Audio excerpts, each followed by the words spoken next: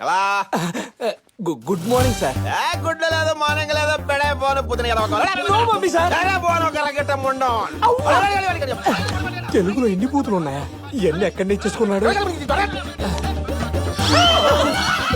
Sir? కానీ home minister గారు, home minister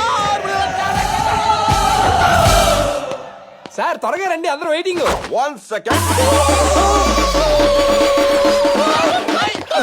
చచ్చిబతికాక మీ బాడీలో చాలా మార్పులు వచ్చాయి సార్. ముందు ముందు ఇంకా చాలా చూస్తా. ఎక్కడికి పీపే ఇయే అనాలండి. ఏదోట్లే ఎడకెళ్ళాలి. చాంబర్ చలో చంబ.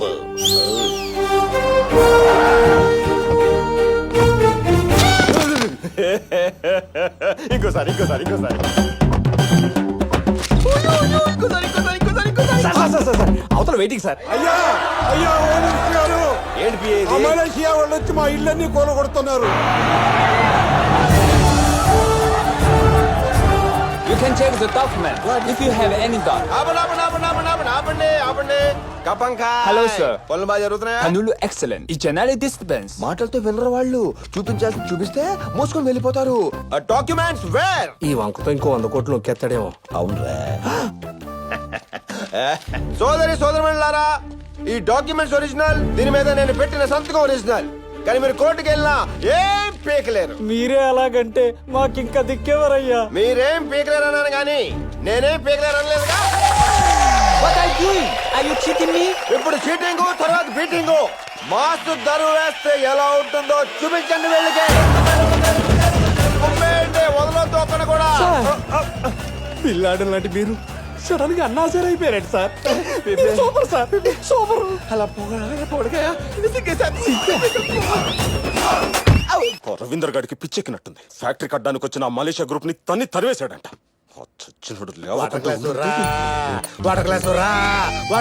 మీ మ్యాటర్ ఎంత సీరియస్ గా మాట్లాడుతుంటే నువ్వేంట్రా వాటర్ గ్లాస్ రా, వాటర్ గ్లాస్ రా అని ఏదో టెస్టింగ్ చేస్తున్నావు. ఇదంతా నీ నోటి తోలు వచ్చింది.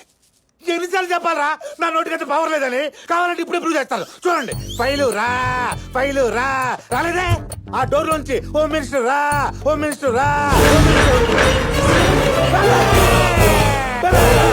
వచ్చేసా. నాకేం తెలియదు. నోడుదోలా పోలరా ఏంటి మళ్ళీ నన్ను చంపే ప్లానింగ్ చేస్తున్నారా? నేను నిన్ను చంపడం ఏంటి? మనం ఎప్పటి నుంచో మంచి ఫ్రెండ్స్ కదా. ఉత్తునే. నేను ఆ రోజు ఫోన్ లో చెప్పిన మ్యాటర్ గురించి ఏం ఆలోచించారు? ఫోన్ ఏం చెప్పు. అధ్యక్ష, ఈ కత్రిగాళ్ళు సంపాదించిన ఆస్తి మొత్తం జనాలకి పంచమని చెప్పాను కదా. మేము కష్టపడి సంపాదించుకున్నది మేము ఎందుకు ఇస్తాం? ఏంటి కష్టపడి సంపాదించారా? కూలి పని చేశారా? రిక్షా కొట్టారా? రాళ్ళు కొట్టారా? బోర్డులు పోసారా? జనాలు కొనుక్కొని సంపాదించిందే కదరా. మీ అందరికి 1 వారం టైం ఇస్తున్నా. లేకపోతే ఒక్కొక్కడికి మో మో మో మోత మోగిపోతుంది.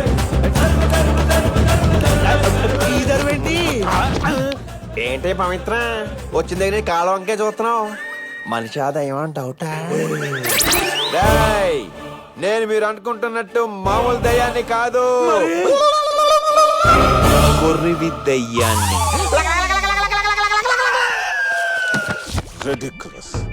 ఇప్పుడు వాడికి భయపడి మన ఆస్తులన్నీ ఇచ్చేయాలా? ఇప్పుడే రెక్కలు వచ్చాయిగా.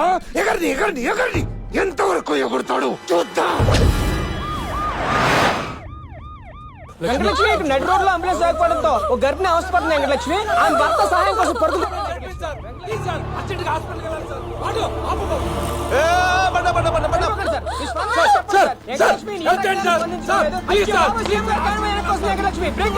సార్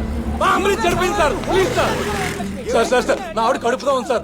5 నెలలు సార్. సడన్ గా ప్రాబ్లం వచ్చింది సార్. అంబులెన్స్ చడిపోయింది సార్. ఎవరు హెల్ప్ చేయట్లేదు సార్. అద్దాలు పగిలిపోతాయి. బాబాయ్, అసెంబ్లీకి 1/2 అవర్ లేట్కి వెళ్తే ఏమైనా ప్రాబ్లమా? అది ఆలోచిస్తారేంటి బాబాయ్? ఒకరినొకరు బూతులు తిట్టుకోవడానికి కొంచెం ఆలస్యం అవుతుంది. ఇక్కడైతే ప్రాణాలు కాపాడే వాళ్ళు అవుతాం కదా. రండి రండి రండి చెప్తాను. ఆ వెహికల్ లో పంపిద్దాం సార్. ఆ బండి కూడా మధ్యలో ఎక్కడ ఆగిపోతే సేమ్ బండి అయితే అన్ని రకాలుగా సేఫ్. ఏ బాబాయ్